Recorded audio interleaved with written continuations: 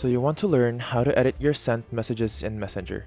You probably sent a typo or something else and you want to edit your sent message. This video is to teach you how. It's very quick and easy, so follow my steps and you'll be able to edit your sent message.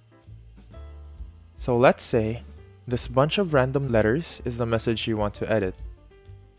All you have to do is hold the message bubble until a bunch of options show up, and here you can see edit. Tap on that and edit your message. After editing your message, tap on the check button and your message will now be edited. It will show up as edited though on the chat bubble. Take note though that you will only be able to edit the messages within 15 minutes of it being sent. Well, that's all for the video. If you liked the video, please hit the like button and don't forget to subscribe to the channel. Thank you for watching.